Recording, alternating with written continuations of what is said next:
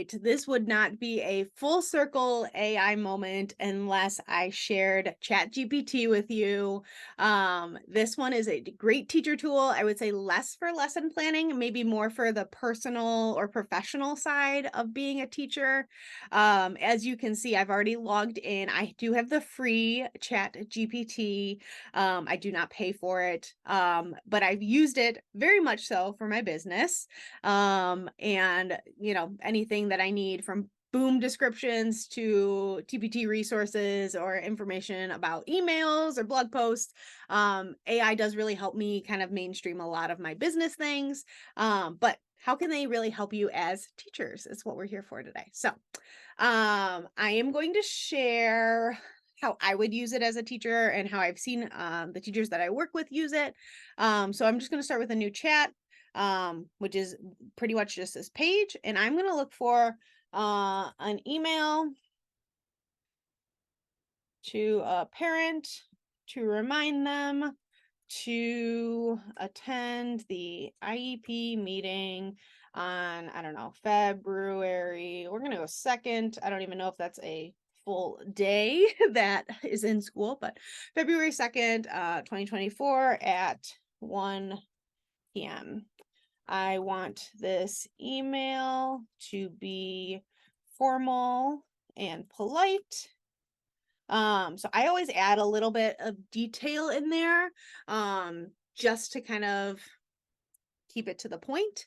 It does help me kind of, again, bring it close. It tells me a subject line, IEP meeting on February 2nd at 1 p.m. Hope this email finds you well as we approach the scheduled date for the IEP meeting. You might want to put in the student's name in there. Kindly remind you of the upcoming session. You can say at so-and-so school. Again, you do need that human interaction. You do need to put your human in it, yourself in it a little bit more. Because if I just copied and pasted this, they're going to be like, this is a standard email you send to everybody. It's crucial that you are there. If you have any questions, I might say, see attached draft of the IEP meeting, that kind of thing. Or draft of the IEP, that kind of thing. So again, really great for parent emails. That Goblin tools would be great if you need to make it more professional or less professional. But this ChatGPT gives you, again, great ideas to just kind of pull from. Maybe I need, again, a parent-teacher reminders. You need to write up an email to a paraprofessional who keeps showing up late. I know I've used that example before, but this is a great way to kind of come up with some word usage that you just can't really think of. So something else that you might want to do, again, be very, very cautious if you are using this for any IEPs, because we do want that individualization for each student, but this is a great idea grabber and a thought producer for you, right? Some days we're just in that mental block and I hear it. But again, use this very sparingly just to get ideas. I would not copy paste anything directly into an IEP from ChatGPT without any edits. That is my disclaimer. So great, right? An IEP goal that uses the SMART framework for a 3rd grade student learning addition up to 20. Okay, let's see what it comes up with. Again, throwing in the idea. This is where I see the deficit. How is it going to break it down? Great. Goal statement. By the end of the year, student will independently demonstrate proficiency. Again, I might edit that a little bit. What does that mean to be independently demonstrate proficiency?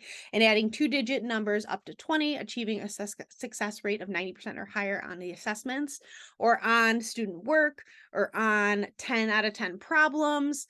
Make sure you are going in and editing it a little bit more. You can add more details in your prompt that you give ChatGPT so that you can get more of that information. Obviously, that SMART breakdown does tell you exactly what it's doing by the end of the school year, by October 2024, whatever you want to put in there. Again, feel free to adapt this goal. It specifically says adapt the goal if you have any questions. Great. Okay. Now I want this I'm going to put that goal in there. I'm going to go back. Using the goal statement, create 4 benchmarks, maybe, or benchmarks to meet this goal. Let's see what it comes up with. Because I just want to make sure. And again, sometimes you just need to scroll down a little bit more and it's coming there. So there you go. Benchmark 1 by the end of first quarter, they're going to be able to do it up to 10. Benchmark 2 is up to 15. And again, they are doing, these are increasing.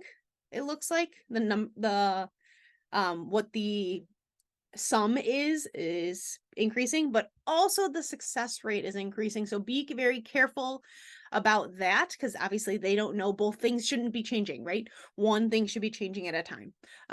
So if we're doing 2-digit numbers up to 20, make sure all of these say 20, 20, 20. And then you want 70, 75, 80. Again, you know your students, you know that where their baseline data is. Maybe they are already at 70%. Don't put that as your first benchmark. Change it to 75, change it to 80. What else? Again, putting yourself into these goals as well. So you can't just like copy and paste and put it in an IEP. I don't want your schools coming at me. Do not do that. What other things have I used these for? Again, lesson plan ideas is good. Emails is good. IEP goals. I would not do a present level in here. So being able to write a student's present level, like, be very careful if you're going, I need accommodations for a student who is dyslexic, not what you want these for. Great for ideas, but actually make sure it is individualized. That's why I'm very cautious about showing you any more. But you can definitely get ideas from here. Do not take these directly as gospel. So this is ChatGPT. This is the free version that I am logged in for. I hope it was helpful to see some of this and how you can use it in your classroom.